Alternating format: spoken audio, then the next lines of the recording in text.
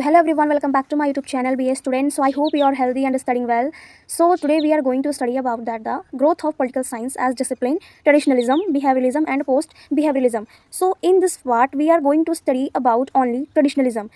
So हमने जो है पिछले वीडियोस में meaning, nature and scope of political science का जो है तो पूरी तरह से कंप्लीट कर लिया था. सो आज हम ट्रेडिशनलिज्म एक तरह से बोला जाए तो इसके बारे में पढ़ेंगे, है ना. जो पुरानी चीज़ें चली आ रही हैं परंपरागत तरीके से, उन सारी चीज़ों को हम जो है ट्रेडिशनलिज्म में पढ़ेंगे.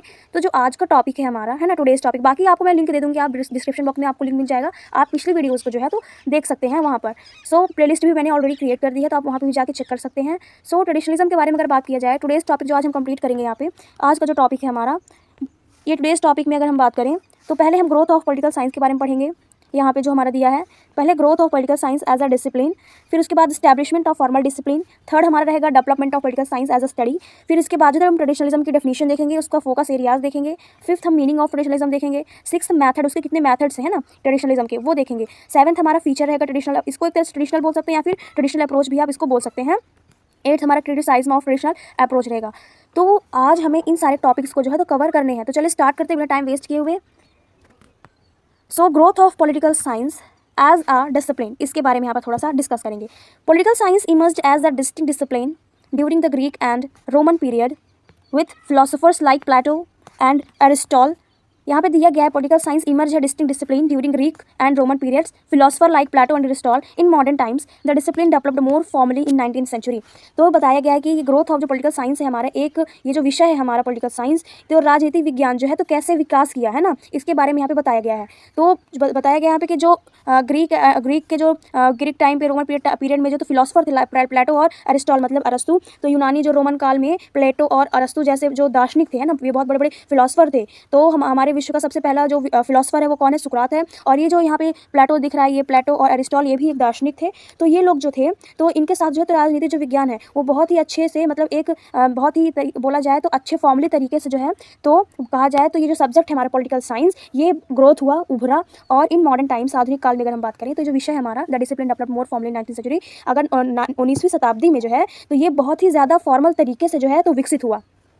तो यहाँ पे यही बताया गया है कि जो अरस्तु जैसे महान जो दार्शनिक थे, प्लेटो जैसे, तो ये लोग राजनीतिक विज्ञान की ओर ध्यान देते थे, तो थोड़ा सा उभरा. लेकिन आधुनिक काल में अगर हम बात करें इन मॉडर्न टाइम्स पे, ये जो है तो एक विषय के रूप में जो है तो 19वीं शताब्दी में जो है तो ये एक औपचारिक रूप से विकसित हुआ था.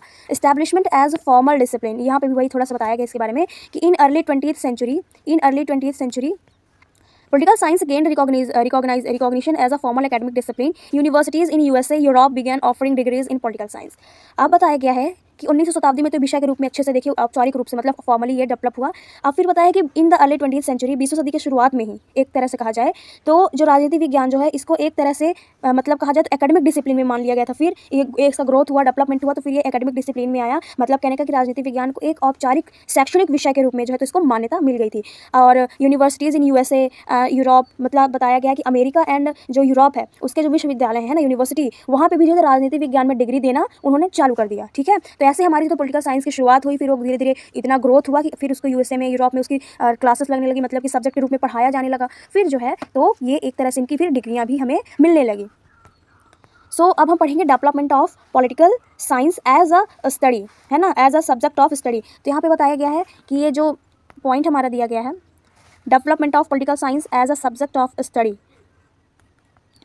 तो all subject have their own definite field of study. यहाँ पे बताया गया है कि मतलब अगर हम बात करें कि अध्ययन के विषय में, है ना, सब्जेक्ट ऑफ स्टडी, तो अध्ययन के विषय में जो है तो राजनीति विज्ञान का विकास यहाँ पे पढ़ रहे हैं एक अध्ययन के तौर पर. अभी तो हमने क्या क्या देखा, तो अभी तो हम शैक्षणिक के रूप से देखे, तो शैक्षणिक रूप में जो है तो इसका विकास हुआ. अब हम डेवलपमेंट देखेंगे इसका पॉलिटिकल साइंस का एक अध्ययन के रूप में. All subject have their own definite field of study. Field means it subject matter which subject are studied under it, है ना. तो political science is such a subject of study who definite study of the field is very complex task. With time its field has been contracting and expanding. For the convenience of study its development can be discussed in the following perspective. तो कुल मिला के यही कहने के यहाँ पे मतलब बताया गया है कि सभी विषय का जो है तो एक अपना एक तो तरह से डेफिनेट फील्ड होता है, मतलब एक निश्चित अध्ययन का क्षेत्र होता है ना.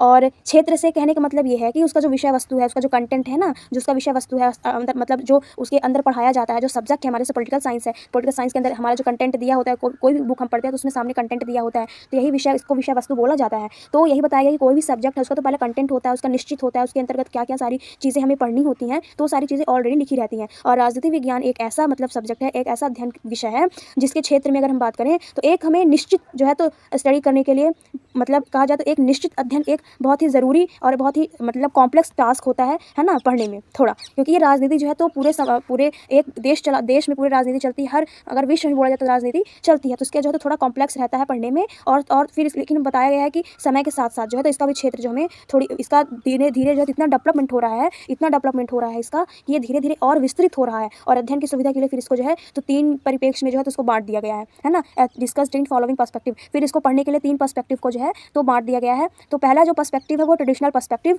दूसरा बिहेवियरल पर्सपेक्टिव, तीसरा पोस्ट बिहेवियरल पर्सपेक्टिव। तो इन 3 जो है तो पर्सपेक्टिव में इसे मतलब डिवाइड कर दिया गया है ताकि हमको पढ़ने में थोड़ा ईजी हो। तो ट्रेडिशनल इसको पढ़ेंगे तो चलिए स्टार्ट करते हैं। सो पहले हम डेफिनेशन पढ़ लेते हैं। ट्रेडिशनलिज्म जो हमारा टॉपिक है आज का, सिलेबस के अकॉर्डिंग हम जो है तो चल रहे हैं। सिलेबस के अकॉर्डिंग हमने जो है तो अंडरस्टैंडिंग ऑफ पॉलिटिकल थ्योरी में का पढ़ा, व्हाट इज पॉलिटिक्स पढ़ा, फिर थ्योराइजिंग द पॉलिटिकल पढ़ा, फिर meaning, nature and scope of political science पढ़ा। आज हम यूनिट फर्स्ट का जो 3rd चैप्टर पढ़ रहे हैं, growth of political science as discipline, traditionalism, behaviourism, post behaviourism. तो ट्रेडिशनलिज्म हम जो है तो इस वीडियो में पढ़ेंगे।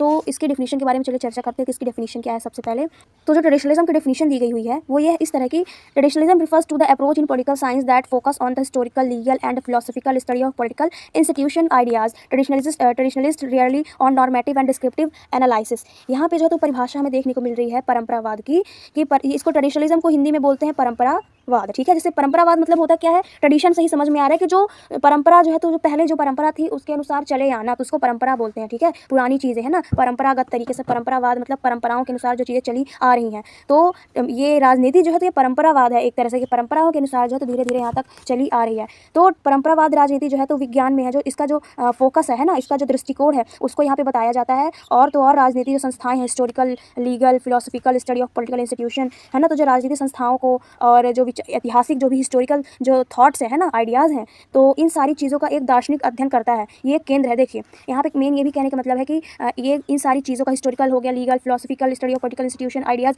इन सारी चीज़ों का जो है तो एक फिलोसफिकल मतलब कहने का कि अब जैसे राजनीति संस्थाएं हो गई, विचार हो गया, ऐतिहासिक विचार हो गया हमारे, और कानूनी चीज़ें हो गई, और दार्शनिक अध्ययन का पर जो है तो ये केंद्रित होता है। कौन? ट्रेडिशनलिज्म।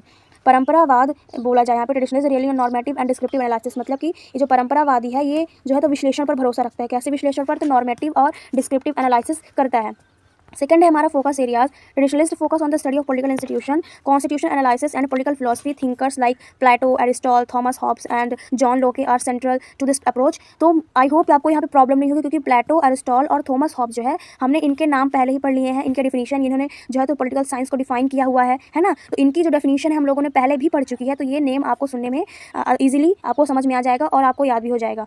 तो यहाँ पे बताया गया कि इसका जो फोकस है ना, ट्रेडिशनलिज्म का जो फोकस रहा है वो किस पर रहा है? तो ट्रेडिशनलिज्म जो है तो परंपरावादी जो राजनीति संस्थाएं है ना, और जो भी पॉलिटिकल इंस्टीट्यूशन और कॉन्स्टिट्यूशनल एनालिसिस है, मतलब कहने का संवैधानिक जो विश्लेषण और राजनीतिक दर्शन के अध्ययन पर जो है तो इसका ध्यान जो है बिल्कुल केंद्रित रहता है। किस पर? पॉलिटिकल इंस्टीट्यूशन पर, मतलब राजनीतिक संस्थाओं पर। और कहाँ पे फोकस इसका रहता है? तो संवैधानिक विश्लेषण और राजनीतिक दर्शन के अध्ययन पर जो है तो इसका ध्यान केंद्रित रहता है। जैसे प्लेटो, अरस्तु, Thomas Hobbes and John Locke, ये सब कौन है? ये सब फिलोसफर हैं, ये सब विचारक हैं, इस दृष्टिकोण में ये केंद्रित हैं, ये ऐसा सोचते हैं। ये जो अप्रोच है हमारा ट्रेडिशनल अप्रोच जो है, तो ट्रेडिशनल अप्रोच में ये मेन कैरेक्टर आपको एक तरह से बोला जाए तो देखने को मिलेंगे, है ना। ये मेन जो है तो फिलोसफर देखने को मिलेंगे ट्रेडिशनलिज्म में, ट्रेडिशनल अप्रोच में। ये अप्रोच ही यहाँ पे बताया गया है।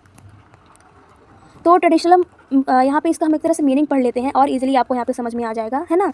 तो the traditional study of political science is based on the subject value which emphasizes the need to include values in the analysis of political processes. Traditional thinkers believed that the study of political science should be based on the both fact valued, because both are closely related to each other. Since the time of Plato and Aristotle, the main thinking of politics has been focused on normative orientation. As a result, there are legal, philosophical, historical, institutional and many other traditional methods which are described as a follow.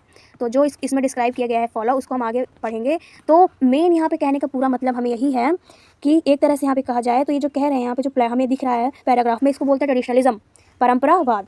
राजनीति विज्ञान जो है, राजनीति विज्ञान का पारंपरिक अध्ययन मूल विषय पर आधारित है। ये जो एक लाइन हमें यहाँ पे देखने को मिल रही है, the traditional study of political science is based on the subject value. ये बहुत इंपॉर्टेंट है। ये जो लाइन है यहाँ, यही सब कुछ एक तरह से व्यक्त कर रहा है, क्योंकि यहाँ पे लिखा है कि राजनीति विज्ञान का पारंपरिक अध्ययन मूल्य विषय पर आधारित होता है। मूल्य, सब्जेक्ट वैल्यू, मतलब क्या है कि जो चीज़ें पुरानी हैं, जो चीज़ें पारंपरिक तरीके से अभी तक चली आ रही हैं और हम उसका अध्ययन करते हैं, वो ट्रेडिशनलिज्म कहलाता है। और जो राजनीतिक प्रक्रिया है हमारी, है ना, मतलब पॉलिटिकल जो प्रोसेस है हमारी, उसका एक तरह से विश्लेषण करता है, उसके मूल्यों को शामिल करने की एक तरह से हमें आवश्यकता पर बल देता है। और पारंपरिक जो विचारक का जो है ना, जो हमारे पारंपरिक विचारक ट्रेडिशनल थिंकर्स जो हैं, वो किस पर बिलीव करते हैं? Study of political science. मतलब कहने का कि जो पारंपरिक विचारक का जो मानना था कि राजनीति विज्ञान का अध्ययन और उसके जो फैक्ट्स हैं, है ना, तथ्य, और उसके जो वैल्यूज़ हैं, मतलब मूल्य, दोनों पर आधारित होना चाहिए। ये कहते हैं उसका वैल्यू फैक्ट एंड वैल्यू, ये जो दिया है हम यहाँ पर, फैक्ट्स एंड वैल्यू, ये बहुत ही ज़्यादा उन्होंने यहाँ पर, जो ट्रेडिशनल थिंकर्स थे वो किस पर बिलीव करते थे? तो पॉलिटिकल साइंस में वो किस पर बेस्ड करते थे? बोथ फैक्ट्स एंड वैल्यू पर जो है तो भरोसा करते थे, closely related to each other, है ना। तो इन पर जो है उन्होंने बल दिया था। ये दोनों एक दूसरे पर आधारित होते हैं, क्योंकि दोनों एक दूसरे से एक तरह से बहुत घनिष्ठ रूप से जुड़े हुए हैं। प्लेटो एंड अरस्तु के समय से ही जो है तो राजनीति का बहुत ही मुख्य, एक तरह से बोला जाए तो चिंतन रहा है। मेन थिंकिंग, मतलब कहने का कि यहाँ पे बताया गया मेन थिंकिंग किसके? फिलोसफर के। कौन? पॉलिटिक्स पर। तो किनके थे?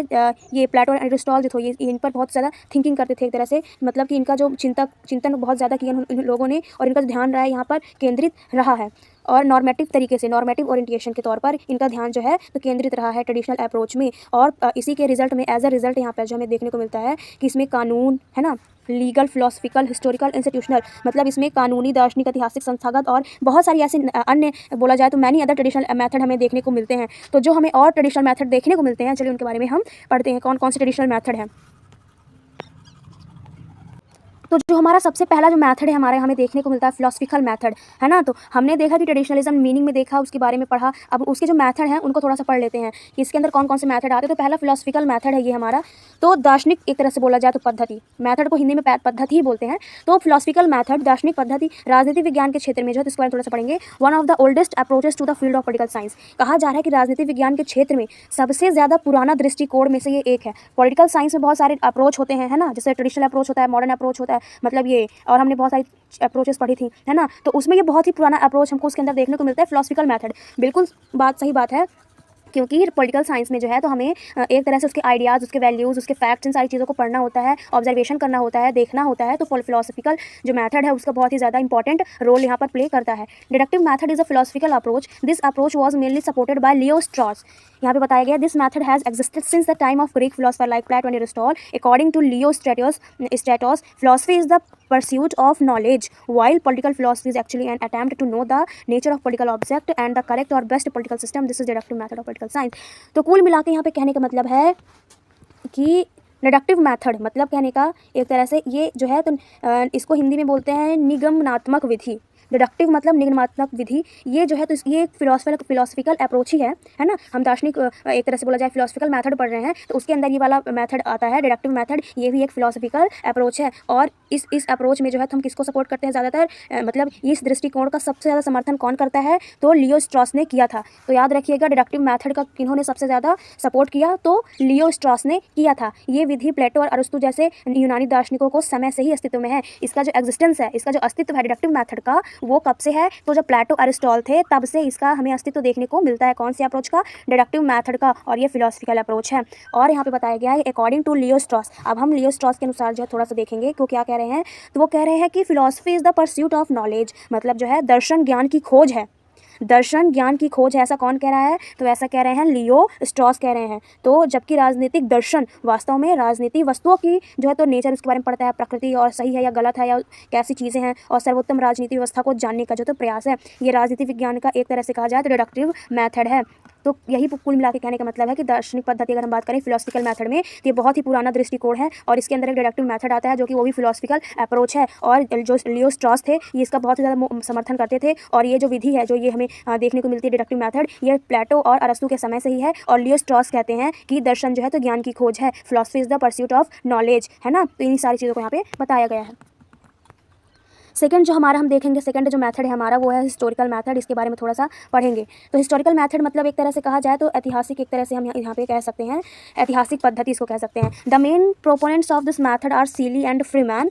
The main focus on the theorist who developed this approach was on historical factor like age, place, situation. To analyse any situation every historical has to be considered. तो अगर हम इस मतलब हिस्टोरिकल मेथड की बात करें तो इस पद्धति के जो बहुत ही ज़्यादा मतलब सीली एंड फ्रीमैन कहा जाए, सीली और फ्रीमैन है इसके प्रमुख प्रतिपादक है ना। ट्रेडिशनलिज्म हम जो हमने भी पढ़ा था फिलोसफिकल में, तो उसमें जो तो कौन थे, तो उसमें स्ट्रॉस थे, और हिस्टोरिकल मेथड में कौन है, सीली एंड फ्रीमैन जो है इसके बहुत इस मेथड के प्रोपोनेंट्स हैं, मतलब प्रमुख प्रतिपादक हैं। The main focus of the theorist who developed this approach, कहने का मतलब यहाँ पे है कि इस ये जो मेथड है, इस मेथड को विकसित करने वाले जो हैं, जो भी थ्योरिस्ट हैं, मतलब थ्योरिस्ट मतलब कि जो सिद्धांतिकारक जो कार हैं, जो मतलब थ्योरी बनाते हैं, सिद्धांत जो वो पेश करते हैं, सिद्धांतिकारों का एक मुख्य ध्यान जो था वो कौन सा था, तो ऐतिहासिक जो चीज़ें हैं है ना, उनकी किन चीज़ों पर डेवलप हुए, हिस्टोरिकल फैक्टर्स, मतलब कहने का कि ऐतिहासिक कारकों जैसे एज हो गया, प्लेस हो गया, सिचुएशन हो गई है ना, आयु, स्थान और परिस्थिति पर था इनका जो मेन फोकस था हिस्टोरिकल में। तो क्या था, उसकी एज कितने साल पुराना है, प्लेस ये कैसी प्लेस है, ये हिस्टोरिकल प्लेस है, सिचुएशन कैसी रही होगी। तो इन सारी चीज़ों को हिस्टोरिकल मेथड के अनुसार हम यहाँ पे एनालिसिस करते हैं,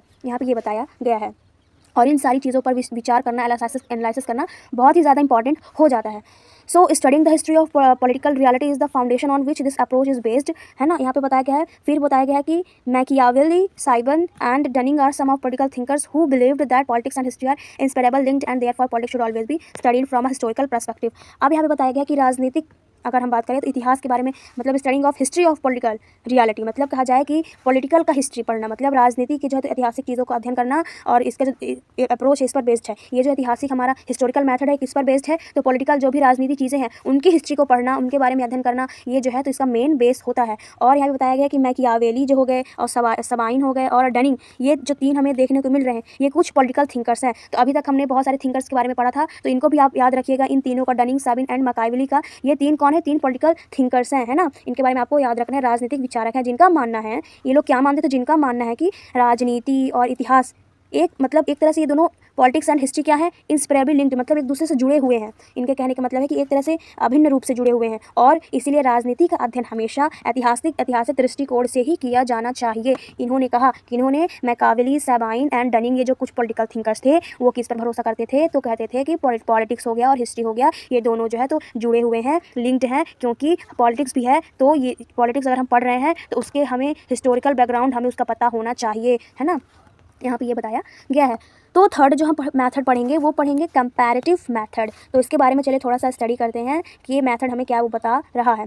तो कंपैरेटिव मतलब कहने में ही समझ में आ रहा है, तुलनात्मक, है ना। तुलनात्मक मेथड मतलब तुलनात्मक एक तरह से पद्धति हम इसे कह सकते हैं। Aristotle was the first to use for study of political science. अब फादर ऑफ पॉलिटिकल साइंस को एरिस्टॉटल ही बोला जाता है ना, वो ही है, अरस्तु ही हैं। तो अरस्तु जी ने यहाँ पे सबसे पहले, सर्वप्रथम अरस्तु ने क्या किया, तो उन्होंने राजनीति विज्ञान के अध्ययन में इसका प्रयोग किया है। किस चीज़ का, कंपैरेटिव मेथड का प्रयोग उन्होंने सबसे पहले अरस्तु ने किया है। Comparative method was used after Aristotle. This principle was used by thinkers like Montesquieu, है ना।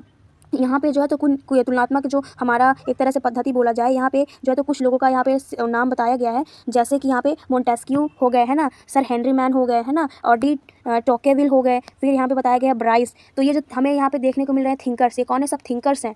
Comparative method was used after Aristotle, before मतलब कि कहा जाए तो अरस्तु के बाद जो है तो किन किन लोगों ने इसका यूज़ किया है, तो उन थिंकरों का नाम बताया गया है, जैसे मोंटेस्क्यू ने किया है, सर हेनरी मैन ने किया है, डी टॉकविल ने किया है, फिर ब्राइस ने, इन्होंने फिर है तो अरिस्टॉटल के बाद, अरस्तु के बाद इसका यूज़ किया है। It is difficult to employ their main scientific method, so comparative method is used. It is difficult to use it in political science because the level of repetition accuracy in politics is not the same in natural science. Statistical method is commonly used by political science, although it require mathematical manipulation of quantitative data in a large number of cases.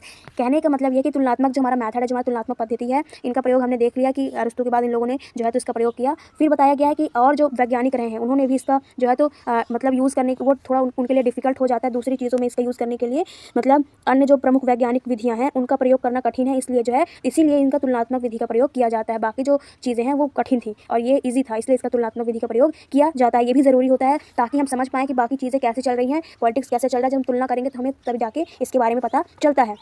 तो राजनीति विज्ञान में इसका प्रयोग कठिन है, क्योंकि राजनीति विज्ञान में एक तरह से कहा जाए तो थोड़ा कठिन इसलिए हो जाता है, repetition and accuracy in politics not the same as a natural science. कहने का मतलब कि एक तरह से ये सटीक स्तर पर जो है तो प्राकृतिक विज्ञान के समान नहीं होता है ना। और राजनीतिक विज्ञान में जो है तो एक तरह से कहा जाए तो स्टैटिस्टिकल मैथड, सांख्यिकी जो विधि होती है, स्टैटिकल मैथड, इसको सांख्यिकी विधि बोलते हैं, इसका जो प्रयोग है हमें सामान्यतः किया जाता है। यहाँ पे स्टैटिस्टिकल मैथड का भी प्रयोग हमें देखने को मिलता है। हालांकि इसके लिए बड़ी संख्या में जो है तो कहा जाए तो आंकड़ों में एक तरह से जो quantitative data, large number of cases हमें जो है तो आवश्यकता होती है। मतलब कहने का यहाँ पे मैथमेटिक्स का भी हमें रोल देखने को मिलता है, मैथमेटिकल मैनिपुलेशन का भी हमें क्वांटिटेटिव डाटा एक लार्ज नंबर में देखने को मिलता है।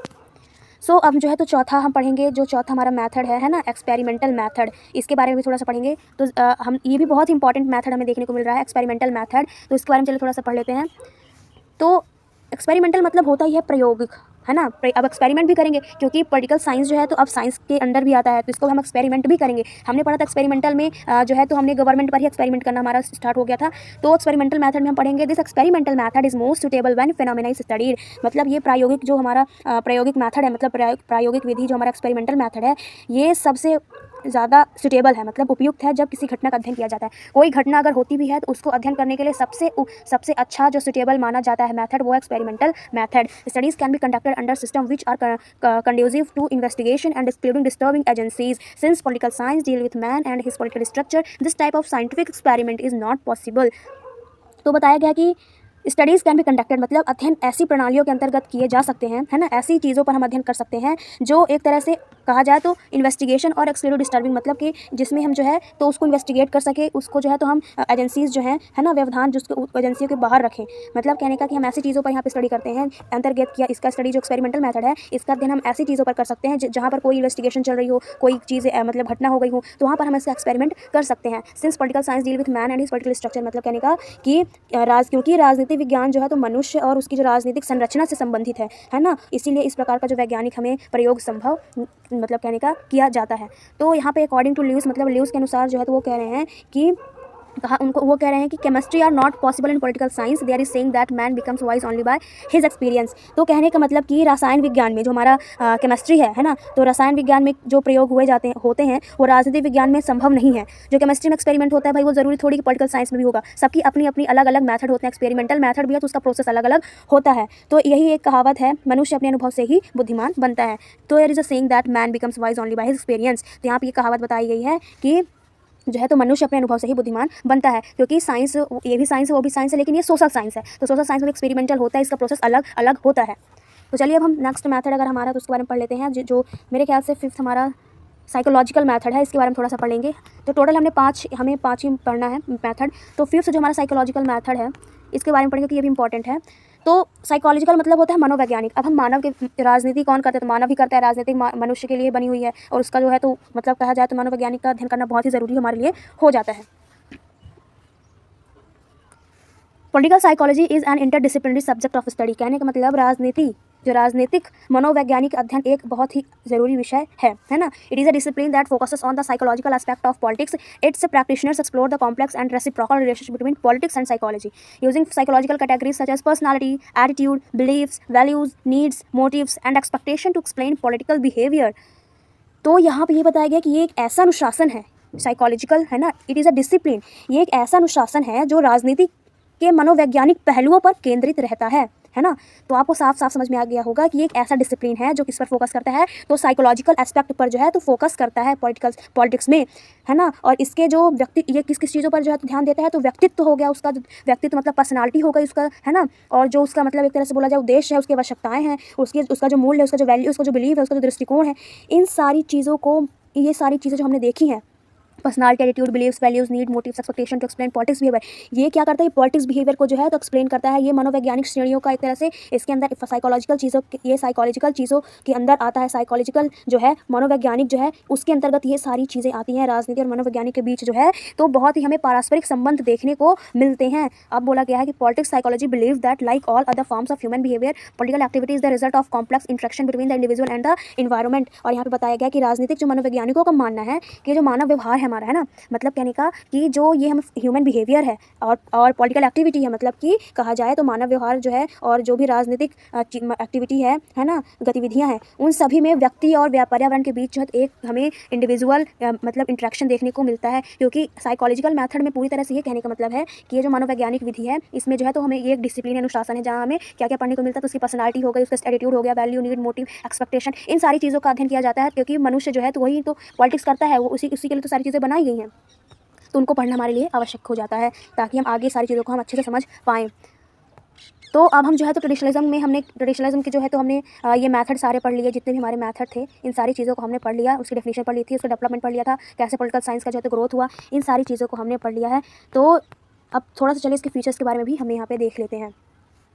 तो इसका जो फीचर ट्रेडिशनलिज्म का पॉलिटिकल साइंस का, तो पहला इसका फीचर हम किसके मतलब नॉर्मेटिव एम इसका जो है तो उसके बारे में थोड़ा सा पढ़ लेंगे। तो इसके हिसाब से अगर हम पढ़ें, इसका जो हमें विशेषताएं हमें देखने को मिलती है, तो नॉर्मेटिव एम मतलब होता है मानकीय उद्देश्य, एक तरह से कह सकते हैं। Traditional studies has a normative bent, it is linked into politics. पारंपरिक अध्ययन जो है तो मानकीय एक जो ये ट्रेडिशनल स्टडी हमें देखने को मिलती है, ये एक तरह से बोला जाए तो पारंपरिक अध्ययन है और ये राजनीतिक से जुड़ा होता है। It is linked to politics. Normative aim जो है ये पॉलिटिक्स से लिंक होता है। There is no distance between question of ethics and those arising from political science. कहने का मतलब नैतिकता, एथिक्स मतलब होता है नैतिकता के प्रश्नों, और राजनीतिक विज्ञान से जो चीज़ें, जो क्वेश्चंस हमारे मतलब एक तरह से उत्पन्न होते हैं, उसमें कोई अंतर नहीं है। कहने का मतलब ये कि नैतिकता के प्रश्नों और जो राजनीतिक विज्ञान है हमारा पॉलिटिकल साइंस, उनमें जो क्वेश्चन उठते हैं, है ना, वो उनमें कोई अंतर नहीं है। यहाँ तक कि कहा जाए तो even ancient political thinkers such as Plato have been faced with issue what is defined as an ideal state, what should be the right size of state. For example there is often express in the term of preference of freedom order. हमने पिछले videos में भी इसमें पढ़ा था, इसके बारे में नॉर्मेटिव जो चीज़ें हमारी, इनके बारे में हमने पढ़ा था कि जो हमारे प्लेटो थे, प्लेटो कौन थे, ये भी हमारे पॉलिटिकल थिंकर थे। तो इन्होंने ये फेस किया था, इस चीज़ को भी उन्होंने फेस किया था। उन्होंने कहा what is defined as an ideal state. तो जो हमारे प्राचीन राजनीतिक विचारक थे, है ना, उन्होंने भी ये क्वेश्चन किया कि एक आदर्श राज्य की परिभाषा क्या है, या फिर कहा जाए तो राज्य का सही आकार क्या होना चाहिए। ये जैसे मुद्दे जो हमें समझ में आ रहे हैं, ये मुद्दे कौन है, ये मुद्दे, इन मुद्दों को हमें सामना करना पड़ा है ना। तो ये एथिक्स में आया है। तो नॉर्मेटिव जो हमारा एम है ये अलग नहीं है, ये रिलेटेड है, क्योंकि हमें पता होना चाहिए कि हम जो चीज़ कर रहे हैं वो सही है या गलत है, और उसके बारे में जो क्वेश्चन उठ रहे हैं तो वो इन चीज़ों का हमें सामना करना पड़ता है। नैतिकता में जो प्रश्न उठते हैं उनके लिए एग्जाम्पल के तौर पर देखें तो यहाँ पे this is often explain term of preference of freedom and order. मतलब कहने का कि इसे अक्सर स्वतंत्रता और व्यवस्था के प्रति जो है तो हमें इसको प्रेफरेंस देना पड़ता है, प्राथमिकता के रूप में इसे व्यक्त किया जाता है। ये बहुत इंपॉर्टेंट है, ये फीचर हमें याद रखना होगा। नॉर्मेटिव एम का बहुत इंपॉर्टेंट है, क्या होना चाहिए, कैसे होना चाहिए, एक आदर्श समाज कैसे बनना चाहिए, बहुत ही ज़रूरी है।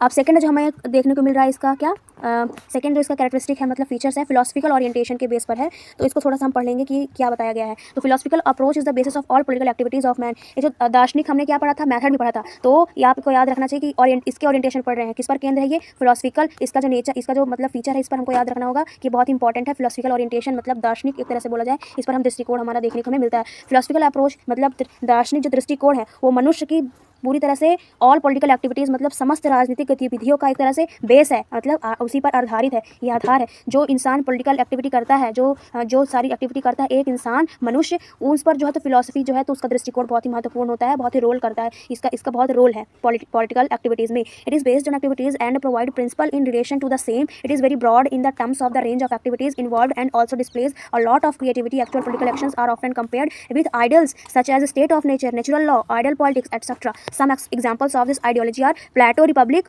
Hobbs, Leviathan and other works. बहुत इंपॉर्टेंट यहाँ पे हमें देखने को मिल रहा है, यहाँ पे कहा जा रहा है कि ये जो गतिविधियाँ पर आधारित होती हैं ये किस पर बेस होता है, तो एक्टिविटियों पर बेस्ड होता है। और जो इससे संबंधित हमें इस रिलेशन प्रिंसिपल देखने को मिलते हैं, सिद्धांत देखने को यहाँ पर मिलते हैं। और इसमें शामिल गतिविधियों की सीमा बहुत बहुत व्यापक है, बहुत लंबी है। मतलब इसका जो रेंज है एक्टिविटी का ये बहुत ही ज़्यादा ब्रॉड है, व्यापक है। और ये सबसे ज़्यादा जो है तो political action compared with idols, मतलब कहने का कि एक अत्यधिक रचनात्मक में प्रदर्शित करता है। और जो हमारा मतलब रियलिटी में अगर बात किया जाए, है ना, तो कहा जा रहा है यहाँ पे कि जो इसका प्रकृति नियम है, स्टेट ऑफ नेचर है, जो इसका नेचुरल लॉ है, और आइडियल पॉलिटिक्स है, ये जो है क्या है, ये सब राजनीति को आदर्श करने की एक तरह से विधि है ना। तो बहुत इंपॉर्टेंट है, ये तीनों बहुत इंपॉर्टेंट हो जाते हैं ताकि राजनीति जो है अच्छे से चलती रहे। और इस विचारधारा के कुछ उदाहरण हमें देखने को मिलते हैं, जैसे कि एक प्लेटो है, उनकी प्लेटो की रिपब्लिक, और हॉब्स की लेविथियन एंड अदर, ये रचनाएं हैं, मतलब ये बुक्स हैं। प्लेटो की आप रिपब्लिक बुक देख लीजिएगा, ये बहुत इंपॉर्टेंट है, आप यहाँ पे ध्यान दीजिएगा, क्योंकि पूछ लेगा पेपर में कि प्लेटो रिपब्लिक मतलब रिपब्लिक किसकी रचना है, तो प्लेटो की। और लेविथन किसकी है, लेविथान किसकी है, तो वो हॉब्स की है। और ये दोनों बहुत ही इंपॉर्टेंट है, ये आइडियोलॉजी है ना, ठीक है। तो इसके बारे में आपको याद होना चाहिए, ये विचारधाराएं हैं जिन्होंने इसको जो है तो रचनाएं अपनी अपनी बुक्स में एक तरह से लिखी हुई है। थर्ड जो हम देखेंगे यहाँ पे कैरेक्टरिस्टिक हमारा वो है लीगल इंस्टीट्यूशनल ओरिएंटेशन, है ना। तो इसके अभी तक हमने जो है तो फीचर में क्या नॉर्मेटिव एम के बारे में देखा, फिलोसफिकल ओरिएंटेशन के बारे में देखा। अब जो है तीसरा हमें देखना है लीगल इंस्टीट्यूशनल ओरिएंटेशन, मतलब कानूनी तौर पर इसका फीचर देखने को मिलेगा हमें, है ना। फिलोसफी फीचर देख लिया था कि हाँ फिलोसफी बहुत इंपॉर्टेंट होती है ना, उसके बारे में। अभी लीगल इंस्टीट्यूशनल ओरिएंटेशन के बारे में पढ़ेंगे, कानूनी संस्थागत, है ना, ये सारी चीज़ें। This approach is based on legal aspect of governance, कहने का मतलब ये अप्रोच है हमारा, ये जो दृष्टिकोण है, ये शासन के कानूनी पहलुओं पर आधारित है। Much importance is given to the format of rules, laws and regulation that form the institutional structure of governance. The legal institutional approach has resulted in useful research on the formal and structural feature of government. कहने का मतलब कि शासन के संस्थागत जो ढांचे हैं, उनको बनाने वाले जो नियम हैं, कानून है ना, और जो एक तरह से रेगुलेशन है उसका, किसका, इंस्टीट्यूशनल स्ट्रक्चर ऑफ गवर्नेंस, मतलब कि शासन का जो ढांचा बनाने में जो मदद करता है वो क्या है, रूल्स, लॉज एंड रेगुलेशन है। और तो और बताया गया कि कानूनी जो संस्थागत के दृष्टिकोण के अगर हम रिजल्ट के तौर पे बात करें तो बहुत ही ज़्यादा यूज़फुल है ना, बहुत ही ज़्यादा एक तरह से बोला जाए तो बहुत ही महत्व दिया जाता है इन सारी चीज़ों को, क्योंकि ये बहुत ही इंपॉर्टेंट और फीचर है गवर्नमेंट का। इसलिए लीगल जो ओरिएंटेशन है ये फीचर बहुत इंपॉर्टेंट हमारे लिए हो जाता है, क्योंकि गवर्नमेंट को एक तरह से सही ढांचा प्रदान करता है। अब हमने जो है तो मतलब बोला जाए तो हमने जो है तो कैरेक्टरिस्टिक पढ़ा, विशेषताएं पढ़ी हैं ट्रेडिशनल अप्रोच की, है ना, ये कितना इंपॉर्टेंट था, है ना। अब जो है तो कुछ इसके क्रिटिसाइज भी हमें देखने को यहाँ पे मिलते हैं। कोई भी चीज़ है उसकी अच्छाइयाँ बुराइयाँ दोनों होती हैं, तो इसके जो है तो विशेषताओं के बारे में पढ़ा। अब थोड़ा सा क्रिटिसाइज्म के बारे में पढ़ लेंगे। तो क्रिटिसाइज्म ऑफ पॉलिटिकल मतलब ट्रेडिशनल अप्रोच के बारे में थोड़ा सा यहाँ पे पढ़ें। तो पारंपरिक जो दृष्टिकोण की आलोचना भी की गई है। देखिए जैसे जैसे पॉलिटिकल साइंस का जो है तो एक तरह से बोला जाए तो विकास होता गया, तो मॉडर्न टाइम में जो है तो थोड़ा सा जब ये आया तो इसके कुछ क्रिटिसाइज्म भी होने लगे, इसके जो है तो आलोचना भी होने लगी। तो सर जो इसकी सबसे पहली आलोचना हम पढ़ेंगे, traditional techniques of identifying the role of key individual in shaping and changing the form and nature of politics have been woefully effective. Individual plays a key role both national international politics institution mainly focus of attention. कहने का मतलब पूरा ये है कि राजनीति के जो स्वरूप है ना, और उसका जो मतलब टेक्निक्स है, आइडेंटिफाई ऑफ रोल की of individual shaping and changing, मतलब राजनीति के स्वरूप को आकार देने वाले, है ना, और बदलने में जो एक तरह से प्रमुख व्यक्तियों की भूमिका की पहचान करके पारंपरिक तकनीकें बेहद एक तरह से इनइफेक्टिव रही है। क्यों? क्योंकि जो राजनीति के जो स्वरूप था, है ना, जो उसका टेक्निक था, वो धीरे धीरे जो है तो एक तरह से उसमें चेंजेस आने लगे। इसमें ट्रेडिशनल अप्रोच जो है तो जैसे नए लोग आने लगे मॉडर्न टाइम में जो है तो धीरे धीरे जब इसका विकास हुआ तो मॉडर्न टाइम में तो लोगों की इसमें और ज़्यादा रुचि हो गई, तो इसका जो है तो इसका जो शेप है वो अलग होने लगा, इसका चेंजिंग कुछ अलग होने लगे, पॉलिटिक्स का जो नेचर है वो थोड़ा अलग होने लगा। ऐसे में इसको जो है तो क्रिटिसाइज करने लगे, किस चीज़ का, ट्रेडिशनल अप्रोच का। सेकंड जो है हमें देखने को मिलता है, it is unbelievable that individual control the structure functioning other feature all institution isolating institution ignoring individual, it is not acceptable strategy for the study of politics. The notion of politics as the study of institution other exaggeration or a लाई। अब second हमें यहाँ पे इसका criticise ये देखने को मिलता है कि इट इज़ अनबिलीवेबल, मतलब ये अविश्वसनीय है, क्योंकि जो संस्थाएं थी individual control the structure of functioning, तो जो सभी संस्थाओं की जो संरचना होता था, उसकी जो कार्य प्रणालियाँ होती थी, है ना, और जो इसकी विशेषताएं रहती थी, जो लोगों को, जो राजनीति करता है, राजनीति करने वाले जो व्यक्ति थे उनको नियंत्रित करने के लिए बहुत सारे रूल्स रेगुलेशन थे, तो लेकिन धीरे धीरे इनका कोई फॉलो ही नहीं करता था। अनबिलीवेबल मतलब कि धीरे धीरे इस सारी चीज़ों को जो है तो फॉलो नहीं करते थे, कार्य प्रणाली जैसे चलाने के वैसे नहीं चलाते थे, तो कुछ चीज़ों को, व्यक्तियों को नियंत्रित करना थोड़ा मुश्किल हो गया। तो इस चीज़ का जो है तो हमें आलोचना यहाँ पर देखने को मिलती है कि संस्थाओं को अलग थलग करना और व्यक्तियों की जो है तो उपेक्षा करना, और राजनीति के अध्ययन में जो है तो कोई भी रणनीति नहीं बनाई जाना, संस्थाओं के जो अध्ययन के रूप में जो तो राजनीति को एक तरह से बहुत सारी ऐसी झूठों का सामना करना पड़ा। तो इन्होंने कहा कि ये ट्रेडिशनल अप्रोच जो है तो इसका क्रिटिसाइज इन लोगों ने करने लगे, इसकी आलोचना करने लगे कि ये अप्रोच सही नहीं है। ऐसे लोग जो है तो इसको थोड़ा सा इग्नोर करने लगे, क्योंकि उनको लगने लगा कि ये ट्रेडिशनल अप्रोच सही नहीं है आने वाले समय, क्योंकि लोग जो है धीरे धीरे इसके जो है, पहले तो ठीक था लेकिन धीरे धीरे जब ये बदलता गया, जब चेंजेस आने लगे तो उन्होंने कहा कि इसका क्रिटिसाइज उन्होंने करना चालू कर दिया। तो जो तीसरा जो हम पढ़ेंगे, according to other political scientist, मतलब जो अन्य राजनीति शास्त्री रहे हैं उनके अनुसार पढ़ेंगे कि the traditional method is mostly descriptive, politics allow description but it is also allows analysis. The subject matter of political science is not automatically established by a simple statement of facts, it aim to investigate each event in depth. कहने का मतलब ये कि जो और राजनीति शास्त्रीय थे उनके अनुसार अगर बोला जाए तो ये जो ट्रेडिशनल मेथड है, जो पारंपरिक पद्धति है, ये अधिकतर कहा जाए तो मोस्टली डिस्क्रिप्टिव थी, मतलब वर्णात्मक बहुत ज़्यादा होती थी और राजनीतिक वर्णन की अनुमति तो देती थी लेकिन विश्लेषण की भी अनुमति देती थी, और मतलब एनालिसिस करने की अनुमति भी देती थी, ये है ना। और ये कहा जा रहा है इसमें कि लेकिन विश्लेषण की भी अनुमति देती थी, ये एनालिसिस की जो है अनुमति देती थी। The subject matter political science is not automatically established, मतलब कहने का कि राजनीति विज्ञान का जो विषय वस्तु था वो तथ्यों के मात्र कथन से ही स्थापित नहीं हो जाता था, इसका उद्देश्य किसी घटना की गहराई को जाँच करना रहता था। मान लीजिए ये जो इन्वेस्टिगेशन ट्रेडिशनल जो मैथड है यहाँ पे एक तरह से बताया गया है कि इसका कोई इन्वेस्टिगेशन तभी किया जाता था जब कोई यहाँ पे मतलब घटना होती थी, तो वहाँ पे फिर इन सारी चीज़ों को इन्वेस्टिगेशन किया जाता था, इसका एनालिसिस किया जाता पता था। Political science is not automatically established, मतलब कहने का कि ये ट्रेडिशनल अप्रोच जो है तो पॉलिटिकल साइंस में अपने आप कोई चीज़ नहीं होती थी, इसमें जो है तो करना पड़ता था, है ना। कोई भी चीज़ इवेंट घटना हो जा रही तो उसको हम इंक्लूड करते थे। फोर्थ जो हमें देखने को मिलता है ट्रेडिशनलिस्ट अप्रोच में, it is limited to institution in today's society. Political thinkers are not encourage to limit their understanding of politics to institution. Fourth हम देखें ट्रेडिशनलिस्ट तो परंपरावादियों का जो दृष्टिकोण रहा है संस्थाओं तक ही सीमित रहा, ये लिमिटेड था। मतलब अगर हम बात करें तो जो अप्रोच था ये थोड़ा लिमिटेड था, उस टाइम पे सही था, लिमिटेड था। लिमिटेड टू इंस्टीट्यूशन मतलब कि कहा जाए तो इसका जो दृष्टिकोण रहा है तो इस संस्थाओं तक ही सीमित रहा है। और आज के समय में अगर हम बात करें today society, political thinkers are not encourage to limit their understanding of political institution, मतलब आज के समाज में जो है तो राजनीतिक विचारकों को राजनीति की अपनी एक समझ को संस्थाओं तक सीमित रखने के लिए प्रोत्साहित नहीं किया जाता था। इसलिए जो है तो इसका थोड़ा सा आलोचना यहाँ पे हमें देखने को मिलती है। फिफ्थ जो हमारा है वो है traditional analysis is considered in effective for all types of political system including western and non western. पारंपरिक जो विश्लेषण है हमारा, ट्रेडिशनल एनालिसिस जो है हमारा, इसको जो है तो पश्चिमी और गैर पश्चिमी सहित सभी प्रकार के राजनीतिक प्रणालियों के लिए एक तरह से इनफेक्टिव माना गया है। ये वेस्टर्न के लिए और नॉन वेस्टर्न के लिए जो है तो इसको थोड़ा इनफेक्टिव माना गया कि प्रभाव नहीं है इसका, है ना। इसलिए इसका अप्रोच यहाँ पे भी हमें आलोचना देखने को मिलती है, इसको क्रिटिसाइज़ किया जाता है क्योंकि ये वेस्टर्न और नॉन वेस्टर्न में काम नहीं आता था। सो आज की वीडियो में इतना ही। हमने जो है तो क्रिटिसाइज में पढ़ लिया है ट्रेडिशनल अप्रोच का। इससे पहले हमने इसके जो है तो फीचर्स पढ़ लिए थे और इसके पहले हमने इसके मेथड्स के बारे में पढ़ लिया था, है ना। तो आज जो टॉपिक था हमने वो कवर कर लिया, इसकी मीनिंग भी पढ़ ली थी और इसकी डेफिनेशन भी पढ़ ली थी, इसका फोकस एरिया भी हमने पढ़ लिया, तो डेवलपमेंट भी पढ़ लिया, पॉलिटिकल साइंस कैसे डेवलप हुआ कि स्टडी के मामले में, और ये सारी चीज़ें हमने आज कवर कर ली। सो नेक्स्ट वीडियो में जो है तो हम बिहेवियरिज्म के बारे में पढ़ेंगे। आज हमने ट्रेडिशनलिज्म के बारे में पढ़ा, अकॉर्डिंग टू सिलेबस हम चल रहे हैं। सो पढ़ते रहिए, आगे बढ़ते रहिए। Thanks for watching and subscribe this channel for new notification.